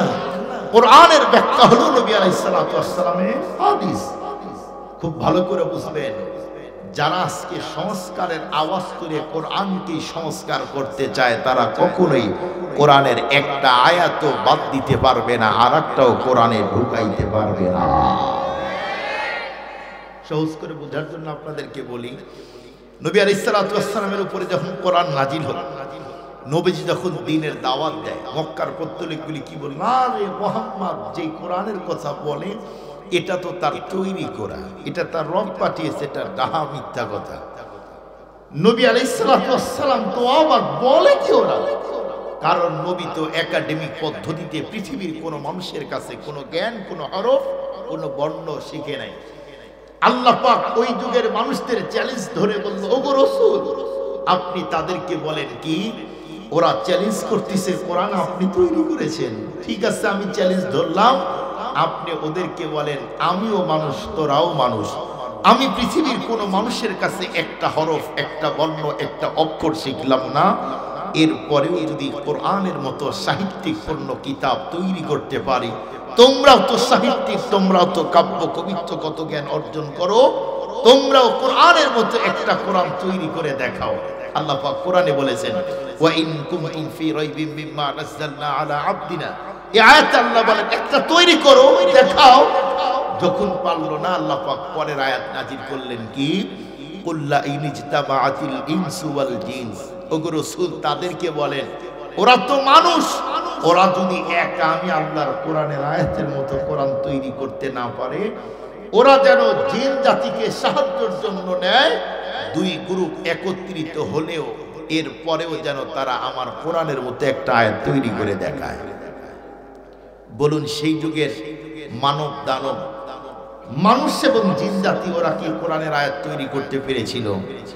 না। যখন পারলো না, আল্লাহ পাক আয়াত নাজিল করলেন ফাইনাল কি, আল্লাহ বলেন ফাইন লাম তাফআলু, যদি না পারো, ওয়ালান তাফআলু, কখনোই পারবে না। সুবহানাল্লাহ বলেন। ফাইন লাম তাফআলু, যদি না পারো, ওয়ালান তাফআলু, কখনোই পারবে না। এই আয়াতের গভীর পর্যন্ত ঢুকলে আরো একটা মজার তথ্য পাবেন। আমরা জানি আল্লাহ বললেন যদি না পারো কখনোই পারবে না। এই আয়াতের দুই কথা, ফাইন লাম তাফআলু ওয়ালান তাফআলু, পারবে না, কখনোই পারবে না। এই দুইটা জিনিস একটা মজার মিসাল দিলে আপনারা বুঝবেন। আল্লাহ জানে আমি যে মানুষকে দুনিয়াতে পাঠালাম, এ মানুষ দুনিয়াতে যাওয়ার পরে কম্পিউটার আবিষ্কার করবে, ডেস্কটপ আবিষ্কার করবে, আইপ্যাড আবিষ্কার করবে, মানুষগুলি মহাশূন্যের উপরে টনকে টন জিনিস নিয়ে যাওয়ার মতো জিনিস আবিষ্কার করবে, মানুষগুলি পানির মধ্যে দিয়ে টনকে টন জিনিস নিয়ে যাওয়ার মতো জিনিস আবিষ্কার করবে, মানুষগুলি মঙ্গল গ্রহে যাবে, চাঁদের জগতে বাড়ি বানানোর স্বপ্ন দেখবে, মানুষগুলি সেখানে বসবাস করার জন্য ফিকির করবে, মানুষগুলি চিকিৎসা বিজ্ঞানে অনেক এগিয়ে যাবে, এ মানুষগুলি বিশ্ব প্রযুক্তিতে তামাম দুনিয়ার মানুষকে অবাক করে দিবে। এ দুনিয়াতে মানুষ তার মেধা, তার যোগ্যতা দিয়ে হাজার রঙের জিনিস আবিষ্কার করতে সক্ষম হলেও আমি এই মানুষকে যেই মেধা আর যে যোগ্যতা দিলাম, এটা দিয়ে হাজার রঙের জিনিস যদিও তৈরি করতে পারবে, এরপরেও তার মেধা আর যোগ্যতা দিয়ে আমি আল্লাহর কোরআনের মতো একটা কোরআন, একটা সূরা, একটা আয়াত কখনো নাযিল করতে সক্ষম হবে না। কারণ আল্লাহ জানে ওই মেডিসিন তো মাথায় দিয়েই নেয়, তৈরি করবে কেমনে, বুদ্ধিতে আসবে না, ওই মেডিসিনই আল্লাহ দেয় না। খুব ভালো করে বুঝবেন। কম্পিউটার যারা চালান অবশ্যই তাদের ধারণা যেই প্রোগ্রাম আপনি সেট আপ করেছেন সেটা পাবেন, যেটা নাই ওইটা চাইলে কম্পিউটার সঠিকটা উত্তর দিবে না, ভুল ভুল। খুব ভালো করে বুঝবেন, যেই যোগ্যতা আমার মধ্যেই নাই সেই কথা যদি আমারে বলেন আমি কখনোই পারবো না, কখনোই পারবো না। খুব ভালো করে বুঝবেন, একজন পাইলট যদি আমাকে চ্যালেঞ্জ করে বলে মোল্লা যতই ওস করো হেলিকপ্টার চালাইতে পারবে না, এখন আমি যদি বলি হ আমি পারবো, বলুন আমি কি পারবো? আমি জীবনে উঠি নাই, চালামু কেমনে? জীবনে উঠেই নাই, চালাবো কেমনে? তার মানে ওই পাইলট জানে এই মোল্লারে যতই চ্যালেঞ্জ করিও পারবেই না, কারণ সেই যোগ্যতাই তার নাই। আল্লাহ তো জানে মানুষকে ওই যোগ্যতা, ওই মেধা, ওই ক্ষমতাই দান করি নাই। মানুষ কি করে আমি আল্লাহর কোরআনের মতো কোরআন আয়াত নাযিল করবে? আল্লাহ পাক ওইটাই বলেন ফাইলাম তাফালু, যদি না পারো ওয়ালান তাফালু, কখনোই পারবে না। সম্মানিত মুআজ্জাজ মুহতারাম হাজিরিন, আমি বলতেছিলাম এই পৃথিবীতে সংস্কারের আওয়াজ তুলতে তুলতে আমাদের দেশের মানুষ এখন কোরআনও সংস্কার করতে চায়। কত বেকুব চিন্তা করে, কত বেকুব হলে এ কথা এ কাছে হাত দিতে চায়। আমরা জানি কারেন্টের তার হলো দুই রকম, একটা হলো নরমাল তার, এই যে এই তারে যদি আপনার শর্ট লাগে আপনি মরে যাবেন না, যাবেন কি? এই তারে শর্ট লাগলে পড়ে যাবেন, আহত হবেন। কিন্তু 1000-এর যে লাইন টানা হয়েছে ওখানে হাত দিলেও কি আপনাকে ছেড়ে দিবে? আমার কথা কি বুঝতেছেন? ওই তারে যদি হাত দেন না, ওই তারে হাত দিতে গেলে আপনার জীবনই থাকবে না। মনে রাখবেন, সব গ্রন্থ এক নয়। আল্লাহর কোরআন 1000 পাওয়ারের তার না, লক্ষ কোটি পাওয়ারওয়ালা এই কোরআন। এই কোরআনকে কেউ যদি চুরি করতে চায়, কোরআনকে কেউ সংস্কার করতে চায়, কোরআনে কেউ হাত দিতে চায়, সেই ধ্বংস হবে, কোরআন ধ্বংস হবে না। এ হলো কোরআন। আমাদের দেশে এখন সংস্কারের আওয়াজ। লম্বা কথা বলতে চাই না, শুধু পয়েন্ট আউট করে বলবো। আমরা জানি সংস্কার এটা বাংলা শব্দ নাকি আরবি শব্দ? বাংলা। এর আরবি শব্দ হলো তাসদীদ। তাসদীদ হলো আরবি শব্দ, যে সংস্কার করে একে বলা হয় মুজাদ্দিদ। নবী আলাইহিস সালাতু ওয়াস সালাম হাদিসের মধ্যে বলেন ইন্নাল্লাহা তাআলা ইবআসু লিহাদিহিল উম্মাহ আলা রাসি কুল্লি মিয়াতিন সানাতিন মাইয়ুজাদ্দিদু দীনাহা। নবীজি বলেন 100 বছর পর পরে আল্লাহ পাক উম্মতের কল্যাণের জন্য, উম্মতের সংস্কারের জন্য আল্লাহ পাক রব্বুল আলামিন একজন করে মুজাদ্দিদ পাঠাবে। সুবহানাল্লাহ বলেন। খুব ভালো করে বুঝবেন, সমাজ যে সংস্কারের আওয়াজ দিলেন, সংস্কার করব কেমনে? আমি আমার মতো করে করলে হবে না, আপনি আপনার মতো করে করলেও হবে না। কার মতো করে করবেন? এই পৃথিবীতে যত সমাজ সংস্কারক চলে গিয়েছেন, বিদায় নিয়েছেন, বলুন তো দেখি নবী মুহাম্মদ সাল্লাল্লাহু আলাইহি ওয়াসাল্লামের চেয়েও পৃথিবীতে আরো কোন উন্নত মানের সমাজ সংস্কারক আসবে? কিয়ামত পর্যন্ত আসবে কি না? এই পৃথিবীর সমস্ত নবীগুলি সমাজকে সংস্কার করেছেন, জাতিকে সংস্কার করেছেন, উম্মতকে সংস্কার করেছেন, সব মানুষকে সংস্কার করেছেন। নবী রাসূল যেই সিস্টেম, যেই পদ্ধতিতে, আমাকেও সেই পদ্ধতিতেই সংস্কার করতে হবে। নবী রাসূল যেই সিস্টেমে সংস্কার করেছেন, সাহাবায়ে কেরাম ওই সিস্টেমেই সংস্কার করেছেন, তাবি ওই সিস্টেমেই সংস্কার করেছেন, তাবি ওই সিস্টেমেই সংস্কার করেছেন। এই পৃথিবীর যত মুস্তাহিদ আসবে সবাই ওই সিস্টেমেই সংস্কার করবে। নবীর সিস্টেম ছাড়া অন্য সিস্টেমে সংস্কার করলে উল্টা রাস্তায় চলবে, সংস্কার হবে না। 16 বছর পর্যন্ত আমাদের দেশের স্বৈরা শাসক সংস্কার করলো, অমক তমক করতে করতে বাবার নামও সংস্কার করেছে। কি কথা ঠিক নেবে? সংস্কার করে নেই বাবার নাম, জায়গার না সংস্কার, দল সংস্কার, আইন সংস্কার, মানুষকে সংস্কার করতে চায়। মনে রাখবেন, আমাদের নবী যেই পদ্ধতিতে সংস্কার করেছেন, এই পদ্ধতিতে সংস্কার করলে পৃথিবীতে আর কোনো অশান্তি থাকবে না। নবী যেই যুগে জন্মগ্রহণ করলেন ওই যুগের প্রতিটা মানুষ অশান্তিতেই ছিল। প্রতিটা মানুষ ভেজাল, গুম, খুন, জেনা, ব্যভিচার, লুটতারাস, এগুলি অশান্তি আর অশান্তি। সেই যুগের নবীজি তাদের দিকে লক্ষ্য করে দেখলেন ওই যুগের মানুষকে সংস্কারের নবীজি 3 পদ্ধতিতে সংস্কার করলেন। নবীজি সর্বপ্রথম সংস্কার করেছেন। নবী সংস্কার কয় পদ্ধতিতে করেছেন মনে রাখবেন? কয় পদ্ধতি? 3 পদ্ধতি। নাম্বার 1, নবীজি পুরা মক্কার মদিনার মধ্যে নজর করে দেখলেন মানুষগুলি ওই সমাজে সবচেয়ে নোংরা, পাপাচার, গুম, খুন, অবিচার যতগুলি করে সবগুলি 2 কারণে। নবী নজর করে দেখলেন। বলুন, নবীজির পর্যবেক্ষণ করে দেখার আমাদের দেখা কি এক? জোরে বলেন এক?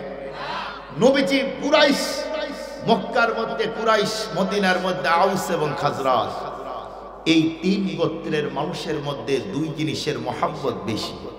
মহব্বত তাদের ছিল কিন্তু এদের বেশি, এদের একটু বেশি।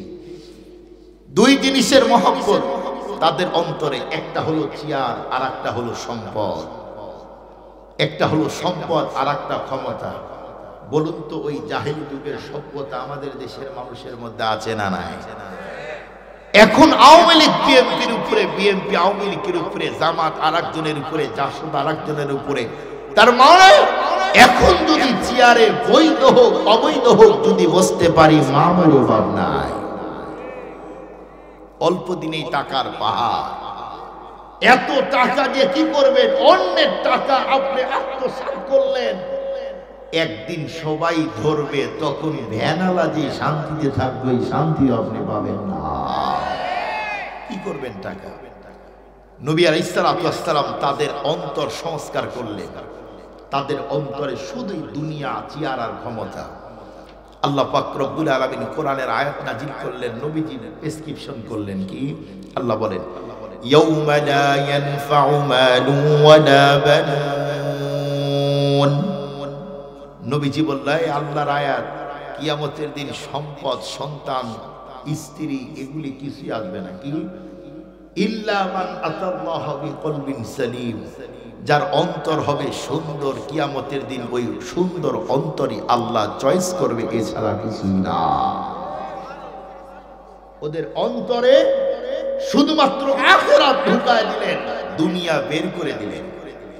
সম্মানিত মুআজ্জাজ মুহতারাম হাজিরিন, তাদের অন্তর থেকে কিভাবে দুনিয়া বের করে দিয়েছে 2-1টা সাহাবীর কথা বলি। আল্লাহ পাকের আয়াত, মান যাল্লাযী ইউরিদুল্লাহ করদান হাসানা ফায়ুদাইফাহু লাহু আদআফান কাসীরা। এই আয়াত যখন নাযিল হলো, আল্লাহ পাক বলেন, এ আমার বান্দারা, তোমরা আমাকে কর্জ দাও, এখন যদি 100 দাও, কিয়ামতের দিন 200 দিব। সুবহানাল্লাহ বলে। তার মানে কেউ যদি 1 কোটি টাকা দান করো, এর যে নেকি হয় ডাবল করে কিয়ামতের দিন দিব। আবু দারদা রাদিয়াল্লাহু তাআলা দৌড়ে আসলেন, ওগো নবী, আল্লাহ কর্জ চায়, আল্লাহর কি ছেলে মেয়ে আছে নাকি? বলে না। আল্লাহর কি সংসার আছে? বলে না। আল্লাহ কি বিবির বাচ্চা আছে? বলে না। তাহলে কর্জ চাই কেন? বলে, আল্লাহকে যদি তুমি কর্জ দাও তাহলে আল্লাহ কিয়ামতের দিন তুমি যা দিবা তার ডবল বাড়ায় দিবে, এই জন্য আল্লাহ চায়। আবু দারদা, যার অন্তরে শুধুই দুনিয়া, চেয়ার আর ক্ষমতা, সেই আবু দারদা এখন বিশ্ব নবীকে বলে, নবীজি, আমার 2টা বাগান সব আল্লাহরে দিতে চাই, রাখতে চাই না। নবীজি বলল, আবু দারদা, 2টা দিও না, 1টা রাখো, 1টা দাও।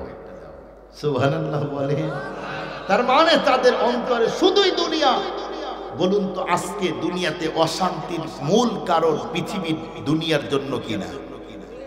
এই পৃথিবীর জন্য না, সম্পদের জন্য ভাই ভাইকে খুন করে, স্বামী স্ত্রীকে খুন করে, আছে না নাই? তার মানে তার সাহাবীদের অন্তর সংস্কার করলেন আগে, তাদের অন্তর থেকে দুনিয়া বের করে দিয়েছে। আরো একজন সাহাবী হযরত সাঈদ ইবনে আমির আল-জুমাহি রাদিয়াল্লাহু তাআলা, এই সাহাবী নবী যখন মক্কার জমিন থেকে হিজরত করে মদিনায় গেলেন, এরপরে এই সাহাবী ইসলাম গ্রহণ করে। মুসলমান ভাইরা আমার, কথাগুলি দিল দিয়ে বোঝার জন্য চেষ্টা করবেন। সাঈদ ইবনে আমির আল-জুমাহি রাদিয়াল্লাহু তাআলা আনহু যেই মুহূর্তে ইসলাম গ্রহণ করলো এরপরে জানতে পারলো নবী মক্কার জমিনে নাই। সাঈদ ইবনে আমির আল-জুমাহি সেই মুহূর্তে মক্কার জমিন থেকে হিজরত করে মদিনায় হাজিরা দেয়। নবী আলাইহিস সালাতু ওয়াস সালামের কাছে মদিনায় গিয়েছে। লম্বা টাইম পর্যন্ত সাঈদ ইবনে আমির আল-জুমাহি রাদিয়াল্লাহু তাআলা আনহু আল্লাহর পয়গম্বরের কাছে বন্ধুরা আমার যখন থাকতেছিলেন, এমন মুহূর্তে অল্প কিছুদিন পরেই যখন নবীজি দুনিয়া থেকে বিদায় নিল, এরপরে সাঈদ ইবনে আমির আল-জুমাহি রাদিয়াল্লাহু তাআলা আনহু প্রথম খলিফা যখন ফারুক আজম হয়, সেই সময় সাঈদ ইবনে আমির আল-জুমাহি তার কাছেই যায়। যাওয়ার পরে সাঈদ ইবনে আমির আল-জুমাহি ফারুক হযরত সিদ্দিক আকবরকে ডেকে বলতে, আবু বকর, রব্বুল আলামিন তোমাকে যেই চেয়ার ক্ষমতা আর পাওয়ার দিয়েছে, এই চেয়ারের মধ্যে বসে থেকে কোনো অবস্থাতেই দুনিয়ার লোক করবে না, এমনকি এই চেয়ারে বসে কোনো অবস্থাতেই শুধুমাত্র নিজের ফিকির করবে না, কারণ এই চেয়ারটা রব্বুল আলামিন তোমার কাছে দিয়েছে আমানত। এরপরে আবু বকর সিদ্দিক রাদিয়াল্লাহু তাআলা আনহু যখন দুনিয়া থেকে বিদায় নেয়, এরপরে দ্বিতীয় নম্বরের খলিফা হযরত ওমর ফারুক রাদিয়াল্লাহু তাআলা আনহু বন্ধুরা আমার যখন খলিফা হয়, সেই সময় বন্ধুরা আমার সাঈদ ইবনে আমির আল-জুমাহি আসতো। আসার পরে ফারুক আজমকে ডেকে বলতো, ওমর, আল্লাহ পাক তোমাকে যেই চেয়ার দিয়েছে এইটা কিন্তু আমানত। শুধুমাত্র কেবলমাত্র শুনো, আমি সাঈদ তোমার কাছে আসছি, খলিফা শুনে নাও। রব্বুল আলামিন তোমাকে যেই মর্যাদা, যেই চেয়ারটা দান করেছে, এই চেয়ারের মধ্যে বসে থেকে দুনিয়ার জন্য পাগল হবে না, এমনকি তুমি নিজের জন্য যে খাবারগুলি চয়েস করো, তোমার জনগণের জন্য সেই খাবার চয়েস করবে।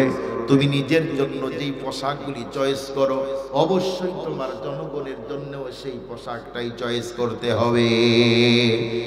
সাঈদ ইবনে আমির আল-জুমাহি যখন বারবার ফারুক আজমকে নসিহত করে, ওমর, দুনিয়ার জন্য কোনো অবস্থাতেই তুমি পাগল হবে না, কারণ হলো বিশ্ব নবী আমাদের অন্তর থেকে দুনিয়া বের করে দিয়েছে। এক পর্যায়ে সাঈদ ইবনে আমির আল-জুমাহির হাতটা ধরে ফারুক আজম ডেকে বলল, সাঈদ, এই মুহূর্তে আমি তোমাকে শুধুমাত্র কেবলমাত্র একটা কথা বলতে চাই, কারণ আমি লম্বা টাইম হয়ে যায়, অনেক দিন হলো হিমসের গভর্নর কাকে বানানো যায় খুঁজতেছি, কিন্তু তোমার মধ্যে যেই তাকওয়া আছে, এই মুহূর্তে আমি তোমাকে হিমসের গভর্নর বানাইতে চাই। যেই মুহূর্তে বললো, সাঈদ, তোমাকে আমি হিমসের গভর্নর বানাইতে চাই, সাঈদ ইবনে আমির আল-জুমাহি ডেকে বলছে, না ফারুক আজম, না, কোন অবস্থাতেই আমি হিমস নগরীর গভর্নর হতে চাই না। ফারুক আজম সেই মুহূর্তে তখন সাঈদ ইবনে আমির আল-জুমাহিকে ডেকে বলল, সাঈদ, তুমি আমার ঘাড়ের উপরে খেলাফতের দায়িত্ব দিবে, আর বসে বসে তাসবিহ গুনবে, আল্লাহ আল্লাহ জিকির করবে। আখিরাতের জন্য তুমি এখন শুধুমাত্র কেবলমাত্র পাগল হবে, আর আমাকে চেয়ারে বসায় রাখবে, তা কোনো অবস্থাতেই হতে পারে না। মুসলমান ভাইরা আমার, সাঈদ ইবনে নবী আমার অন্তরকে এমন ভাবে তৈরি করেছে, এখন কোনো অবস্থাতেই আমার অন্তরের মধ্যে দুনিয়া ঢোকার কোনো কারণ নাই। এক পর্যায়ে ফারুক আজম বন্ধুরা আমার যখন বারবার প্রেসার দেওয়া শুরু করলো, সেই মুহূর্তে সাঈদ ইবনে আমির আল-জুমাহি ডেকে বলল, আমিরুল মুমিনিন, আপনি যদি আমাকে অর্ডার করেন, অবশ্যই হিমস নগরীতে আমাকে যেতেই হয়। ফারুক আজম বলল, সাঈদ দেখো, অবশ্যই যেতেই হবে, কারণ হলো খেলাফতের দায়িত্ব পালন করতে চাইলে শুধুমাত্র কেবলমাত্র একার পক্ষে কোনো অবস্থাতেই হওয়া সম্ভব নয়। এক পর্যায়ে ফারুক আজম সাঈদ ইবনে আমির আল-জুমাহিকে ডেকে বলল, সাঈদ, আমি কি তোমার জন্য এক্সেস কোনো বেতন ধরবো কিনা জানতে চাই। সাঈদ ইবনে আমির আল-জুমাহি তখন ডেকে বলল, আমিরুল মুমিনিন, না না না, আমার জন্য কোন রকম এক্সেস কোনো বেতন ধরার দরকার নাই, আমি বাইতুল মাল থেকে আমার জন্য যেই বেতনটা আছে সেইটা হলেই হবে। এক্সেস করে আমার জন্য কোনো বেতন ধরার কোনো প্রয়োজন নাই। ফারুক আজম সেই মুহূর্তে সাইদ ইবনে আমির আল জুমাহিকে ডেকে বলল, সাইদ, এই মুহূর্তেই তোমাকে আমি হিমসের গভর্নর করে পাঠিয়ে দিলাম। মুসলমান ভাইরা আমার, সাইদ ইবনে আমির আল জুমাহি সেই সময় মক্কার জমিন থেকে যখন হিমসে গিয়েছে, যাওয়ার পরে সেই দেশের মধ্যে লম্বা টাইম পর্যন্ত যখন উনি গভর্নর আছে, এদিক দিয়ে হিমস নগরীর অনেক মানুষগুলি একদিন ফারুক আজমের সাথে দেখা করার জন্য আসলো। সেই দিন ফারুক আজম হিমসের মানুষদেরকে ডেকে বলল, হিমসের মানুষেরা, এই মুহূর্তে আমি তোমাদের কাছে জানতে চাই, বলো তোমাদের দেশের মধ্যে গরিব মানুষ আছে কিনা? হিমসের মানুষগুলি তখন ডেকে বলল, আমিরুল মুমিনিন, আমাদের দেশের প্রায় 95% মানুষগুলি ধনী, গরিব মানুষ কম। কারণ সেই নগরটাই ছিল বন্ধুরা আমার বাণিজ্যিক একটা নগর। ফারুক আজম সেই মুহূর্তে তখন ডেকে বলল, তাহলে গরিবদের লিস্ট আমার কাছে দাও। এক পর্যায়ে লম্বা একটা বন্ধুরা আমার গরিবদের যখন লিস্ট তৈরি করা হলো, সেই জায়গার মধ্যে প্রায় 100 জনের নাম তারা দিয়ে দেয়। হযরত ওমরে ফারুকের হাতের মধ্যে বন্ধুরা আমার হিমস নগরীর গরিবদের লিস্ট তখন হাতে গিয়েছে। ফারুক আজম লিস্টটা তখন হাতে নিয়ে সর্বপ্রথম যেই ব্যক্তির নাম দেখলেন, উনি হলেন সাইদ ইবনে আমির আল জুমাহি। আল্লাহু আকবার বলেন, আল্লাহু আকবার। প্রায় 1 বছর পর্যন্ত হিমস নগরীতে আছে। হিমস নগরের প্রায় 95% মানুষ ধনী, টাকার অভাব নাই। সেই নগরীর একজন গভর্নর সাইদ ইবনে আমির আল জুমাহি, এখন তার টাকাই নাই, সবচেয়ে বড় গরিব। খেলাফত প্রতিষ্ঠিত হলে যারা নেতা হবে ওরা গরিবই হবে। আমাদের দেশে দেখেন নাই, টিভি খুললেই উন্নয়ন, পত্রিকা খুললেই উন্নয়ন, ফেসবুক খুললেই উন্নয়ন। দেখেন নাই আপনারা 16 বছর শুধুই উন্নয়ন আর উন্নয়ন, উন্নয়ন আর উন্নয়ন। মনে রেখেন, উন্নয়ন হয়েছে তবে দেশের না, নেতাদের। কথা বলেন না কেন ভাই? সত্য কথা বললে তো বিড়াল একটু বেজার হয়। সত্য কথা চাষা বেজার, গরম ভাতে। 16 বছর পর্যন্ত উন্নয়ন হয়েছে, দেশের হয় নাই, হয়েছে নেতাদের। যাদের কিছু ছিল না, কোটি কোটি টাকার পাহাড়, নিজের অ্যাকাউন্ট, ওয়াইফের, স্ত্রীর, সন্তানের, অমুকের তমুকের, এলাকার অনেক ভাই থাকলে তার নামে অ্যাকাউন্ট করেও টাকা ঢুকায়। আছে না নাই বলেন? আমাদের দেশের একজন মন্ত্রীকে ধরে তার ঘরের টয়লেটের মধ্যে টাকা পেয়েছে। চিন্তা করেন উন্নয়ন কত হয়েছে, অথচ বাংলাদেশ একটা গরিব রাষ্ট্র। এই রাষ্ট্রের প্রধানের কথাই বাদ দিলাম, আমাদের একটা জেলার এমপির যেই টাকা, সাইদ ইবনে আমির আল জুমাহির কি সেই টাকাও ছিল? কথা বলেন না কেন ভাই? সাইদ ইবনে আমির আল জুমাহি সবচেয়ে গরিব, সবচেয়ে বড় গরিব। লোকগুলি যখন দিলেন যে আমিরুল মুমিনিন সাইদ ইবনে আমির আল জুমাহি সবচেয়ে গরিব, এই যে দেখেন, ওমরে ফারুক রাদিয়াল্লাহু তাআলা অবাক হয়ে গেলেন। বলো কি? বলে, হ্যাঁ, আমাদের আমিরুল মুমিনিন সে তো ফকির, আমাদের গভর্নর সে তো ফকির, টাকা নাই। সাইদ ইবনে আমির আল জুমাহির যখন নামটা প্রথমে দেখলেন, ওমরে ফারুক অবাক হয়ে তার দূতকে বললেন, এই মুহূর্তেই যাও, বাইতুল মাল থেকে 1000 স্বর্ণ মুদ্রা নিয়ে এসে এখনই আমার সাইদের কাছে হাদিয়া পৌঁছিয়ে দাও। যখন সাইদ ইবনে আমির আল জুমাহির কাছে 1000 স্বর্ণ মুদ্রা নিয়ে গেলেন, দরজায় আওয়াজ দিলেন। আওয়াজ দেওয়ার সাথে সাথে সাইদ ইবনে আমির আল জুমাহি দরজা খুলে দিলেন। কে তুমি? বলল, আমি আমিরুল মুমিনিনের পক্ষ থেকে দুধ এসেছি। কি জন্য? বলে 1000 স্বর্ণ মুদ্রা হাদিয়া। সুবহানাল্লাহ বলেন। যার দাম বর্তমানে কোটি টাকার উপরে। সাইদ ইবনে আমির আল জুমাহি যখন শুনছে এত টাকার সম্পদ, তখনই ইন্না লিল্লাহ আওয়াজ দিয়েছে। যেই মুহূর্তে ইন্না লিল্লাহ আওয়াজ দিয়েছে, সাইদ ইবনে আমির আল জুমাহির স্ত্রী ঘর থেকে বাহিরে এসে বলল, স্বামী কি হয়েছে? আমিরুল মুমিনিন সে কি শহীদ হয়েছে? বলল যে না না, তার চেয়ে মারাত্মক। কি? সমস্ত মুসলমান কি রণাঙ্গনে গিয়ে শহীদ হয়ে গেছে? বলে না, তার চেয়েও মারাত্মক। তাহলে কি হয়েছে বলুন? বলল আমার ঘরের মধ্যে দুনিয়া ঢুকেছে, আমার আখিরাত নষ্ট করে দিতে চায়। খুব ভালো করে শুনবেন, যত শোনা সহজ, আমল করা কিন্তু সহজ না। কথা বলেন না কেন ভাই? আমিরুল মুমিনিন হিমসের গভর্নরের কাছে কোটি টাকার সম্পদ পাঠাইলেন। আমার মতো মোল্লার কাছে যদি 1 কোটি টাকা কেউ পাঠায়, দরজা জানলা বন্ধ করে এমন লাভ দিব, লুঙ্গি থাক আর যা। কথা বলেন না কেন? এটা কথার কথা বলতেছি রে ভাই।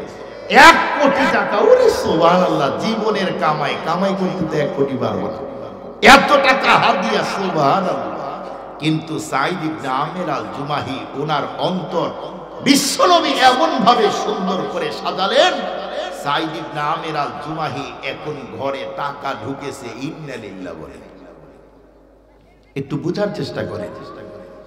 তার মানে তার অন্তরে আগে ছিল শুধুই চেহারার ক্ষমতা, অন্তর এমন ভাবে নবীজি সংস্কার করলেন, এখন সম্পদ দেখলেই ভয় পায়, না জানি আমার আখিরাত নষ্ট করে দেয়। সাইদ ইবনে আমির আল জুমাহির স্ত্রী দৌড়ি আসলেন। আসার পরে বললেন, আপনি পেরেশান করেন না, আপনার আখিরাত নষ্ট হবে কেন? যত টাকা এসেছে সব টাকা আপনি হাদিয়ে দিয়ে দেন। সুবহানাল্লাহ বলেন। পুরা হিমসের মানুষের কাছে সব টাকা দান করে দেয়, দান করে দিলে তা আপনার আর কোনো পেরেশানি নেই। সুবহানাল্লাহ বলেন। একটু বুঝার চেষ্টা করেন, স্বামী যেমন স্ত্রী আল্লাহ দিয়েছে কেমন। আমাদের স্ত্রী হলে কি বলতো, হুজুর 1 কোটি টাকা সবই দিবেন। বলেন না কেন ভাই? হুজুর সবই দিবেন, সব দিয়েন না, কিছু রাখেন। কারণ সাইদ ইবনে আমির আল জুমাহির সংসারের অবস্থা কেমন একটু পরেই বলবো, আসবে ঘটনা শেষে। যার সংসারের এত মারাত্মক অবস্থা, খাবার নাই, চুলায় আগুনও জ্বলে না, সেই সাইদ ইবনে আমির আল জুমাহির স্ত্রী বলতেছে, সমস্যা নাই, 1 টাকাও রাখতে হবে না স্বামী, আপনার পেরেশান আমি দূর করে দিতে চাই। এই মুহূর্তে যত টাকা হাতে আসে পুরা হিমসের বংশের মধ্যে আপনি এখন দান করে দেন। যেমন স্বামী আল্লাহ, তেমন স্ত্রীও মিলে। সুবহানাল্লাহ বলেন। সাহাবা একরামের অন্তর যেমন সুন্দর, সাহাবীদের স্ত্রীও ছিল তেমন। আর আমাদের গুলা মাসে মাসে মার্কেট যাবে, মার্কেট। কথা বলেন না কেন ভাই? টাকা দাও, শুধুই লোভ, শুধুই আলোচনা, শুধুই কসমেটিক্স। কথা বলেন না কেন? স্বামীর টাকা থাক আর না থাক, দেও দেও দেও। অমুক বাসায় ঘুরতে গিয়েছে, যাওয়ার পরে দেখো অমুক ভাবির নতুন এক জামা, আসার পরে আমাকে ওই জামা দিতেই হবে, না দিলে থাকবো না। আছে না নাই? আপনারা কি পাখি জামার নাম ভুলে গেছেন? ভুলে গেছেন পাখি জামার নাম? পাখি জামা এত আক্রমণ করেছিল এদেশের নারীদের মেয়েদের উপরে, অনেক ছিল এমন, পাখি জামা দিয়ে না হলে ভাত খাবো না। যাদের অন্তরে শুধুই দুনিয়া থাকবে, যেই সমস্ত নারীর অন্তরে ওরা স্বামীর টাকা থাক আর যাক, জীবন থাক আর যাক, তারা সম্পদ আর টাকা ছাড়া কিছুই বুঝে না। এই জন্য নবীজি বলেন, বিয়ে করার আগে দুনিয়াদার স্ত্রী দেখো না, দিনদার স্ত্রী খোঁজো। আমাদের নবীজি বলছেন। এই জন্যই তো আলহামদুলিল্লাহ, আলহামদুলিল্লাহ, এদেশের হুজুরদের ভাগ্যে যে আল্লাহ বউ দিয়েছে, এত বেশি চায় না। যদি চাইতো চাকরি থাকতো না। ঠিক না ঠিক? 5,000 টাকা বেতন শোনা যায়। অনেক আগে কথা বলতেছি, আমার এক ভাই আছে, ওনার বাসায় গিয়ে বলতেছে, এই তোমার এই কি বলে মেডি প্লাস অর্ধেক আছে আর অর্ধেক নাই, কাহিনী নাই। মোল্লা বুঝে না তো, টাকা না থাকলে মেডি প্লাসও কিনা যায় না। তোমার স্ত্রী কিছুই বলে না? বলে না, স্ত্রী আরো বেশি করে ঘুষে ঘুষে বের করে। আর অনেকগুলা নাই, অর্ধেক আছে, তাও ফেলা যায়, কই গেছে খবর নাই। স্বামীর তো মাল আছে। খুব ভালো করে বুঝবেন। আমাদের ভাগ্যে দুনিয়াদার স্ত্রী যার করেছে সেই জানে এটা কত বড় জাহান্নাম। কথা বলেন না কেন ভাই? কত লোক জ্বলতিছে, জ্বলতে জ্বলতে জীবন শেষ। ঘরে বসে খাবে দাবে রান্না করবে, ও আইফোন দিয়ে কি করবে?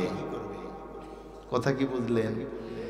স্বামীকে বলে আইফোন দাও, কি করবে? বলে আমি চেয়েছি দাও, এটা আমার চাওয়া, দিবা না তুমি? কিসের ভালোবাসা? স্বামী কষ্ট করে আইফোন দিয়েছে, দেখে 3 দিন পরে টিকটক করে।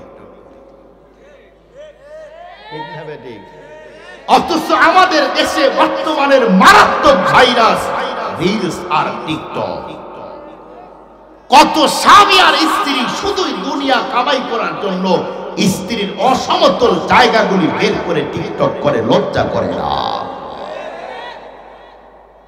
কত বোনেরা আছে টিকটক করে, আছে না নাই? গত বছর একটা ড্রাইভার পেয়েছিলাম, এবছর একটা পেয়েছি। গত বছরের যে ড্রাইভার বিয়ে করছে দুইটা, কয়টা?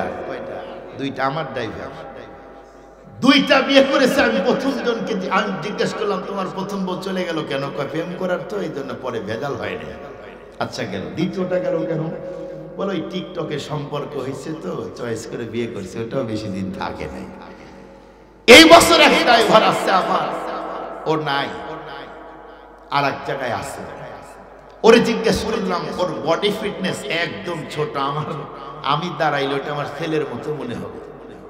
আমি বললাম কি খবর, তোমার বউ কয়টা? ওই গল্পে একজনের কাছে বয়ান করছে, হুজুরে কইও না আমার বউ দুইটা। তা আমি একদিন করলাম, কিরে তোমার নাকি বউ দুইটা? হুজুর আপনি জানলেন কেমনে? করলাম জিবরাইল খবর দিয়েছে।